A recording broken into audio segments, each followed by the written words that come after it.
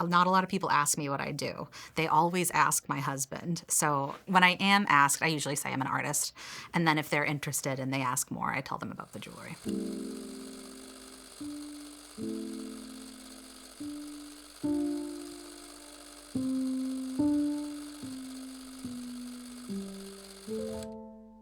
I can like remember the day I chose to start doing it. I was on my lunch break at work and I stopped into a thrift store and I found a pair of just like very simple beaded earrings and I wanted to buy them for a friend that they reminded me of. And they were like $80 at a thrift store. And I was like, I'm just going to make a pair. And the next day on my lunch break, I went to Michael's and I bought just a set of cheap beads, wire, and pliers. And I made something that I thought at the time was very similar. And I really enjoyed it, just like the 10 minutes it took to make that pair. And so I started doing it all the time. Like on my lunch break every day, I'd bring it into work and do it. I worked for the VA, for the federal government for a while. And I felt like everything I was doing was so standardized and there was absolutely no room for creativity. I had like a community office, but I was the only person in it for that whole season, really. And so I would just sit at my desk on my lunch hour. VA, don't come for me, working on the clock, and just do it then. I think it felt like just an easy escape and a healthy escape. It was productivity for myself, not for someone else. And it was like the satisfaction of like when I'm done watching a show, I have nothing. When I'm done making a pair of earrings, I have a gift for someone. So I found that really satisfying. It was meditative at the start, and it still is, but like that's really what drew me to it. And it was contained. Like I could really just zone out at my work desk and do it for half an hour, and it felt so fulfilling and beautiful. And I definitely started monetizing it before I was good at it. But yeah, it was just fun for a while. So I think it was like a year later, and I had really just kind of outgrown my storage for everything I had made. And I had been giving these things away, and I thought like, even if they don't sell, I might as well try because we were living in this tiny apartment in the old port in Portland, and I was just like working in a corner of our living room. And so I really didn't expect any sort of interest or success. And it was just kind of like, I'll see what happens.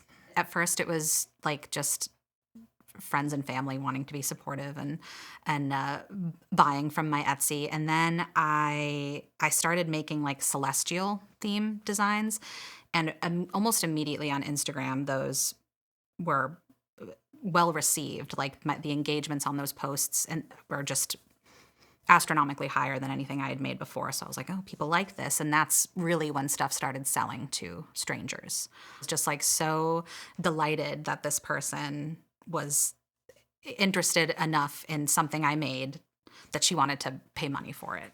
It's an incredible feeling. So I think I started selling at the very beginning of 2019, and I quit my day job in the fall of 2024. So the majority of this overlapped with the pandemic, and it was a lot easier, especially at the start, to juggle it because I was working entirely from home. So it was really easy to switch from one gear to the other. But it became like increasingly taxing to keep up with my online presence and show up for work the way I needed to show up. Finally, I was just like, I'm just going to give it a shot. Cross my fingers. And I didn't even tell my husband that I was going to do it that day. He knew that it was like festering. And then I felt incredible. I felt like weightless. And then I gave them 60 days. So I continued to work for another 2 months.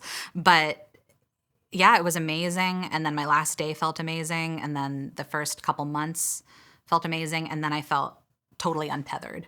And like I didn't know how to self-regulate, and I didn't know how to not be lazy. And I got over that pretty quickly, but it was terrifying for a little while. And it's still sometimes terrifying, like on a bad day,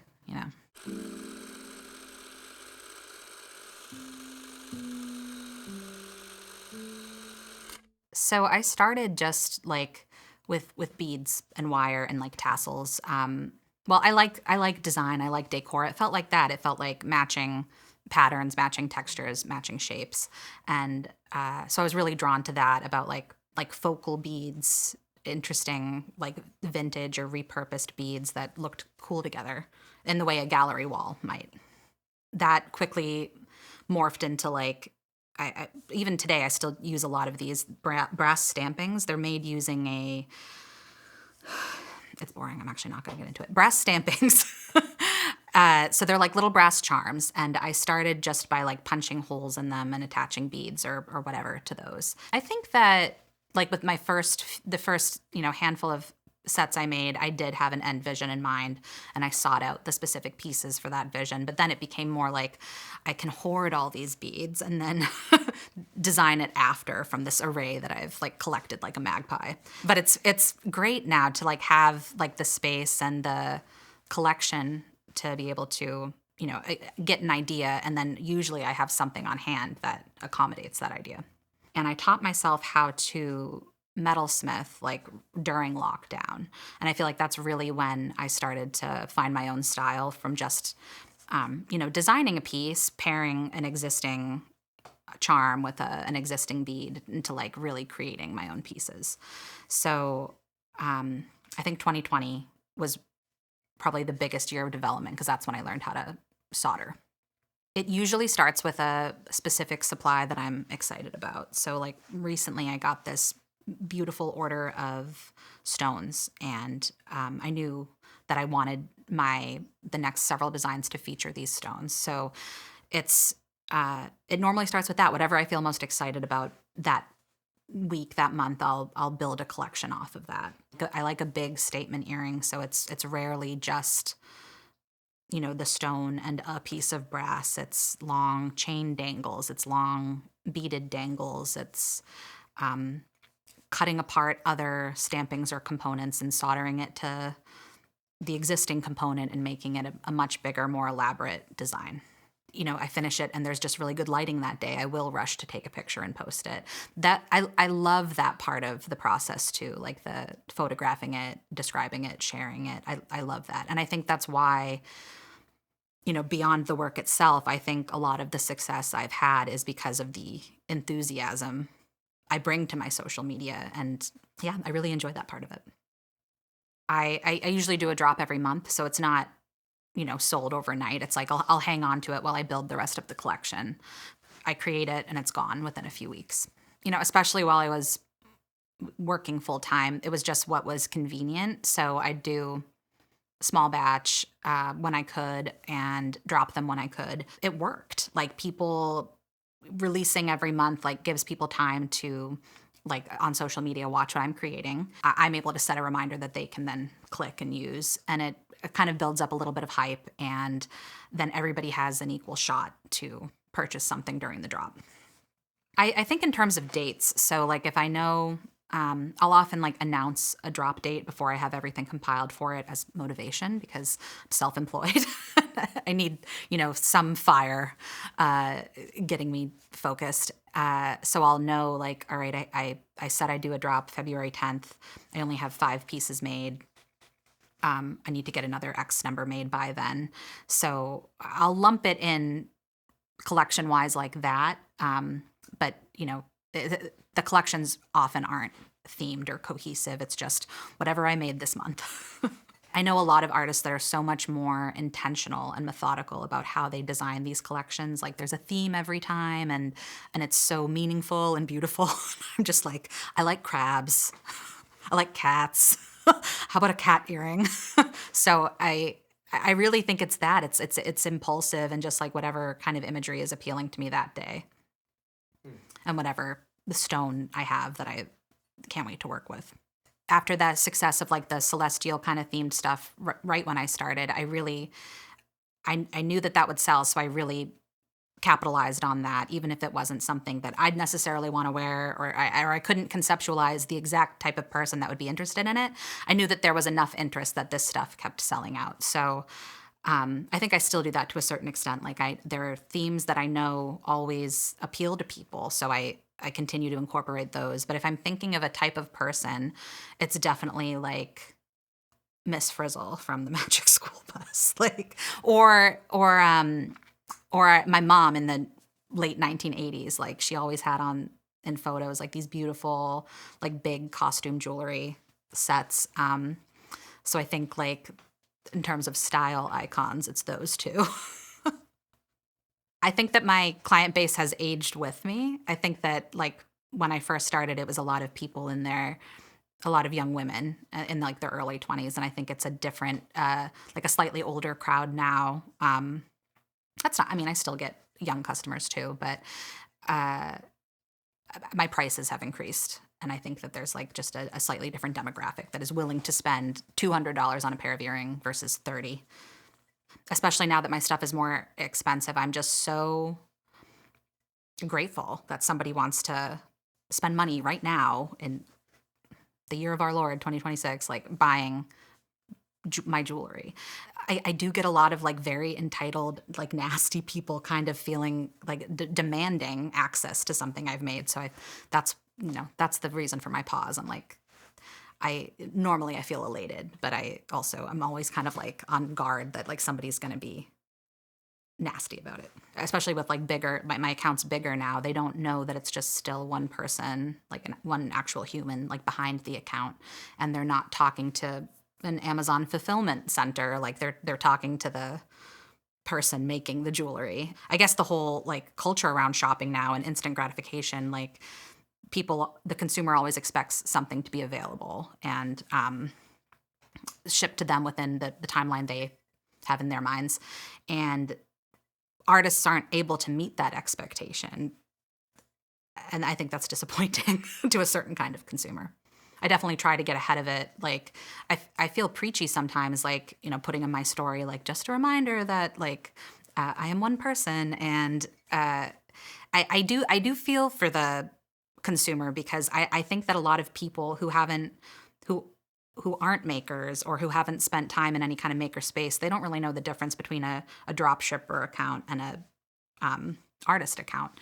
I think if they paid a little bit of attention, they could figure it out pretty quickly. But I know that it's kind of confusing, but I do definitely try to make it clear that, like, if you want something uniform and fast, like, you should probably not shop here.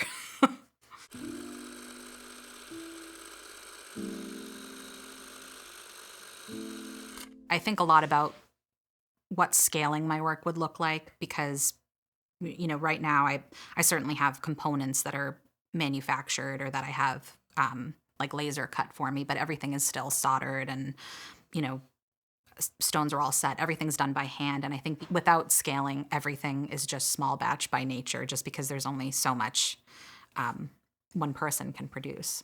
Financially, it would be nice to, like, you know, be able to eventually make more money.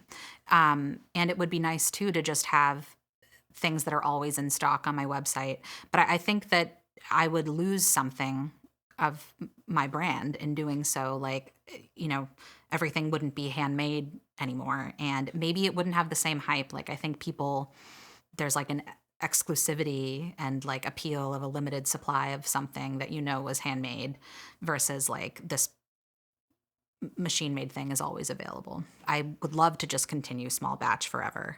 But I think like being a full-time artist is hard if you're not finding at least some ways to scale your work or create other streams of income. A couple years ago, things were, you know, collections of 30 pieces were selling out in 20 seconds. It was really crazy. It's definitely toned down from then. I think I have more product available now. I think that people are, you know, right now especially more discerning about how they spend their money and on non-essentials and luxury items like costume jewelry. I think they're rightfully so. There's not a whole lot of enthusiasm for that kind of stuff right now. So they do still sell out, but it might take an hour. It ebbs and flows though. I can't complain. I feel like I've in a positive way slipped through so many cracks and my content continues to get engagement, but I'll definitely have lulls where nobody's looking at my stuff. And that does feel scary, like, because it always feels like, oh, is it for good this time? Is it just, you know, people are no longer interested in my art and this is it. But it, like, thankfully, knock on wood, so far it's just been an ebb and a flow. It feels very weird to be like posting a picture of lobster earrings while the world's on fire. I have to pay my bills.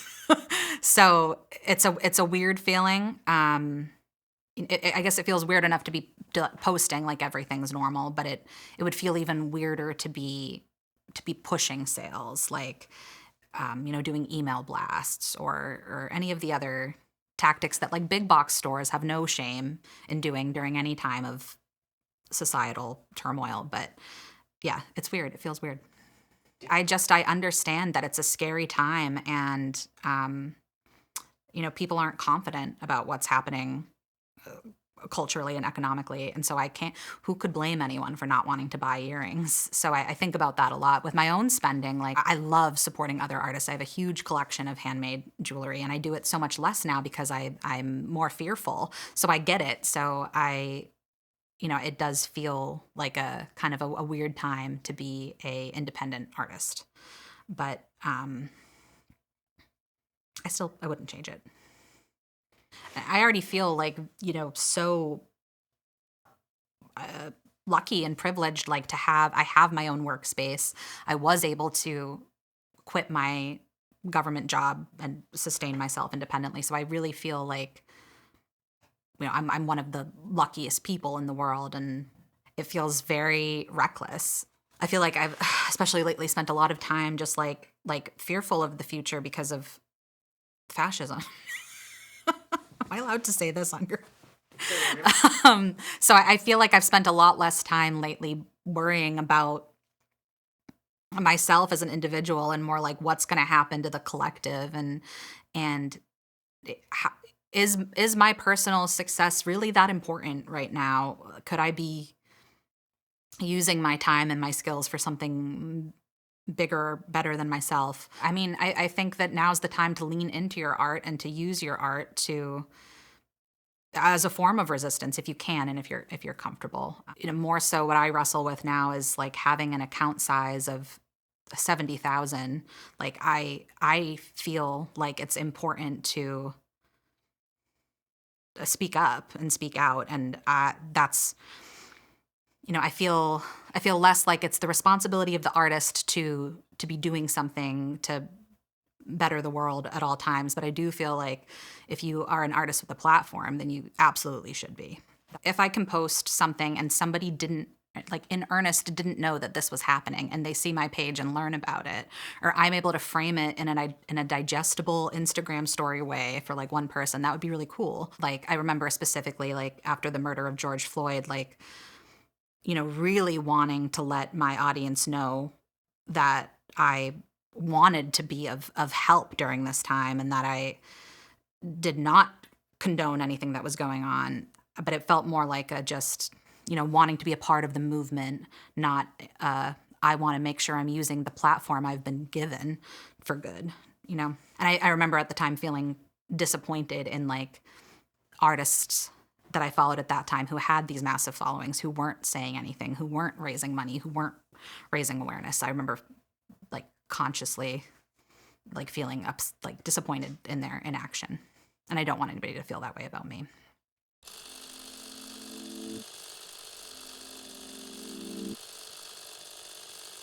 I talk every day to like a cohort of other jewelry artists that I've met through Instagram, so they kind of feel like my coworkers. I can complain to my husband after a day of work that, my solder wasn't flowing, and he won't know what that means. But like I could call up one of these girls and they'd know exactly the type of frustration I'm describing. I think like connecting with these other artists like really changed my confidence. And that's, I'd say, the second biggest takeaway. The first biggest takeaway would be like this very dear friend I've made, Abigail, if you're watching this, at Turned Turquoise on Instagram. Meeting her was like life-changing. She's one of my very dear friends now. But second to that, being among like-minded people, who like the same art, but also, who view art as resistance in its own, small but powerful way, was really eye-opening because I certainly have creative friends, but I'd never been like in a big group of people like this. So it really felt like a collective and just such a supportive one. Like when I first started metalsmithing, like well, I still probably do a lot of stuff wrong as a self-taught metalsmith. But when I was starting and, posting things to my story, a metalsmith friend reached out and she was kind of like, just so you know, like if you use A instead of B, like it's going to be so much smoother for you. And she continued to do that along the way. Shout out Christy, All That Glitters. I owe so much of my success to like people who were willing to share little parts of their process, especially online with art. Like I think people are always, afraid their ideas are getting taken and credits not being given where credit is due and things like that. But it's largely like just a very beautiful space. Had I not kind of fallen into this group because somebody invited me, I don't think I ever would have sought it out. Like, I don't think I knew it existed. So it was just such a happy surprise. And it turned into like real life friendships. That's been really incredible.